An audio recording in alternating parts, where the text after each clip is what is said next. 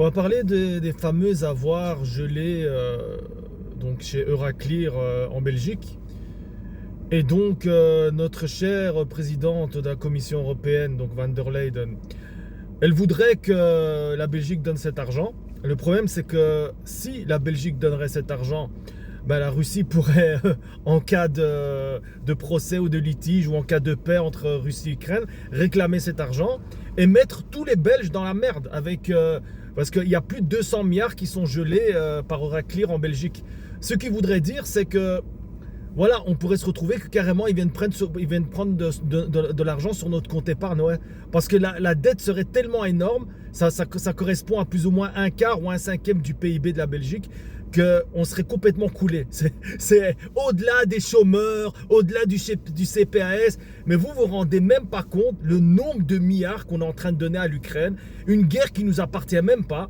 Et comme dit Jean-Louis Boucher, parce que de temps en temps, Bart et Jean-Louis, il faut dire, ouais, il y a plein de choses qu'on n'est pas en accord.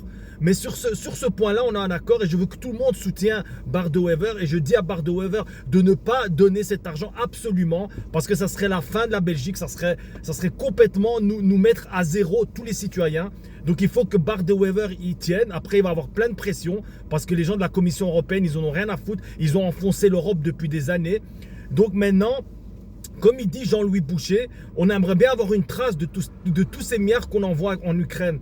Parce que on dit que c'est pour l'armement, on dit que c'est pour ci. Mais comme il le dit si bien Jean-Louis Boucher, il y a beaucoup de corruption en Ukraine. Et c'est bizarre qu'on a besoin d'aider comme ça constamment l'Ukraine. Et je me demande s'il n'y a pas un petit lavage d'argent. Est-ce qu'il n'y a pas un petit truc bizarre qui tourne entre la Commission européenne, la Van der Leyen. Et on veut déjà voir les SMS par rapport au vaccin, parce qu'on les a jamais vus aussi. Donc on se demande qu'est-ce qui se passe par rapport à tout ça. Parce que le mec, il va à droite, à gauche réclamer de l'argent pour une guerre qui finalement nous appartient même pas, tu vois. Alors par rapport à ce sujet-là de l'argent gelé, voilà, faites attention quand même, protégez votre épargne. Parce que si par malheur Bart De Wever devrait craquer ou la Van der Leyen via un vote ou via une solution, voilà, qu'elle essaye de trouver, elle trouve le moyen de prendre cet argent, on est complètement dans la merde, hein, je vous le dis. Et on vire tout droit vers une troisième guerre mondiale. Parce que la Russie a été claire, si on touche à cet argent, pour eux, ça veut dire que c'est un prétexte pour pouvoir rentrer en guerre. Voilà, c'est un prétexte pour pouvoir rentrer en guerre. Et je ne vais pas vous mentir, le premier pays touché, ça va être la Belgique. Parce qu'ici, on a la Commission européenne, c'est ici où on prend toutes les décisions, etc.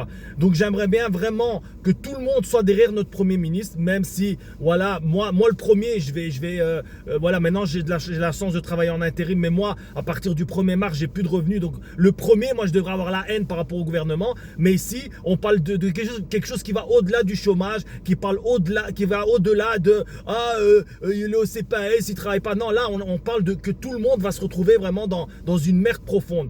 Donc, il faut que Bart, absolument, tu ne cèdes pas les 200 milliards qui ne nous appartiennent pas, qui sont à la Russie et qui doivent rester gelés. Voilà, qui doivent rester gelés ou qui doivent être rendus à la Russie. Et voilà, nous les Belges, en tout cas nous la Belgique, on ne doit pas être tenus responsables de quelque chose qu'on n'a rien à voir. Voilà, merci de m'avoir écouté et vraiment essayez de vous informer, essayez d'éviter un petit peu les lives pour le moment à la con, snipe, pas snipe, parce que là on est vraiment dans une période où il y a besoin que les gens s'informent et où il y a besoin aussi que les gens se rendent compte vraiment de la situation du pays. Merci à tous.